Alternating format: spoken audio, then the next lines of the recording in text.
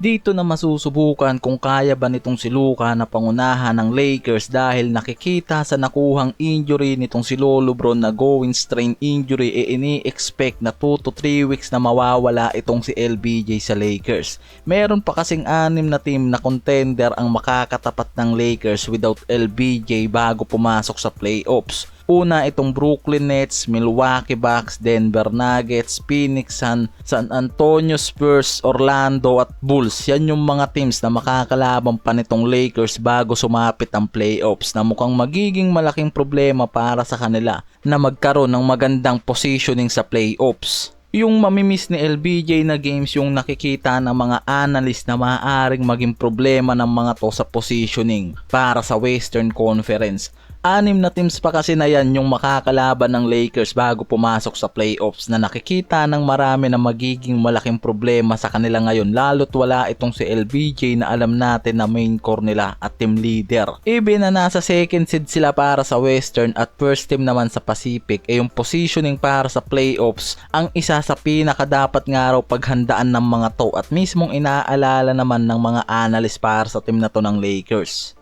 na kung sakaling walang LBJ at itong si Luka nga raw yung magiging main core nila. Tapos ngayon may mga report pa na merong iniindang back injury itong si Luka na nagiging questionable ngayon sa magiging laban nila sa Brooklyn Nets. At yung magiging resulta ng 6 na games nitong Lakers para sa Western pwede pang maglagay sa kanila ng pagbagsak sa ibabang spot ng Western Conference kung hindi nila mamaintain yung magandang run nila sa 6 na teams na makakalaban pa nila. Dahil sa 6 na laro na yan makakalaban nila itong Brooklyn Nets na pang-12 naman sa Eastern, pero wala naman magiging problema manalo o matalo ang Nets. Pero kung tatalunin nila ang Lakers magiging problema yan sa Lakers lalo't magkakadikit lang yung talo ng nasa top 2 to 5 na to sa Western Conference. Sunod itong Bucks na nasa sitio 4 ngayon ng Eastern na isa rin sa magiging banta para dito sa Lakers. At sunod itong Denver Nuggets para sa pangatlong games nila at San Antonio Spurs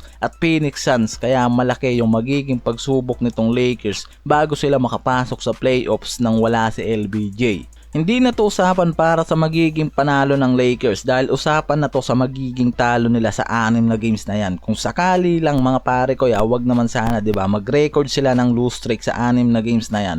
Magkakaroon pa sila ng malaking problema sa positioning. Kaya kailangan ma-maintain ng mga to yung panalo na yan. Walang LBJ dahil sa report nga ngayon na multiple weeks itong magmimiss. Ayon na rin mismo sa report nitong si Shams mga pare ko. Kaya wala naman talagang ibang aasahan ngayon itong Lakers kung hindi itong superstar nilang si Luka. Na ngayon pa lang paniguradong nakatutok na dito kay Luka ang spotlight para sa Lakers. At ang malaking katanungan nga ngayon kayang pangunahan nitong si Luka ang Lakers. Lalo't alam naman natin at kahit sa natin tignan itong si Luka yung magiging team leader ngayon lalo't wala si LBJ. Yung injury na nakuha nitong si LBJ kontra sa Boston yung isa sa nagbigay ng matinding doubt ngayon sa Lakers. At kailangan nilang mapunan especially nitong si Luka yung pagkakawala ni LBJ. After ng magandang run nila at 8 win streak biglang lumitaw yung problema nila mula sa mga injured player na nabibilang mismo sa mga main core nila. Si Jackson Hayes na main center nila, si Rui Hachimura at Dorian Finney-Smith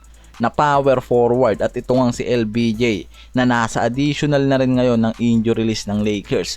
Ngayon itong si Luka pa nare-report na mayroong iniinda sa kanyang likod na nagiging attention din at questionable kung makakalaro ito sa laban kontra sa Nets. Yan pa yung isa sa nakikita ng mga analyst na malaking problema ngayon na kinahaharap ng Lakers dahil sabay-sabay naman talaga yung pagkaka-injury ng mga asset player nila na nagbibigay at nagdodomina pagdating sa opensa at depensa. At lumitaw yung malaking problema nila pagdating sa frontcourt defense na nasa nangyaring laban nila mismo sa Boston kitang-kita nga yung malaking kakulangan nila sa frontcourt defense dahil itong si Vanderbilt lang mismo yung ginamit ni JJ Redick para gawing sentro sa laban na yan. At ayon na rin mismo kay Bob Myers, isang analyst mula sa ESPN na mas malaking problema para sa Lakers kung yung issue nitong si Luka sa back injury may katotohanan at maaaring maging worse pa yung kampanya ng mga to sa natitirang 6 na games nila bago pumasok sa playoffs. Kailangan magkaroon ng malaking step up ang Lakers sa 6 na natitirang games na yan dahil kung makikita natin sa Western standing na sa losing games lang naman nagkakatalo ang mga teams na to mula sa Denver na may 23 23 losing games, Memphis na may 24 lose at Houston Rockets na may 25 losing games. Kaya kailangan ma-maintain nga raw ng Lakers ang panalo at di makakuha ng lose streak sa 6 na games na yan at manatili sila sa spot ng second seed ng Western at makakuha ng magandang posisyon para sa pagpasok ng playoffs.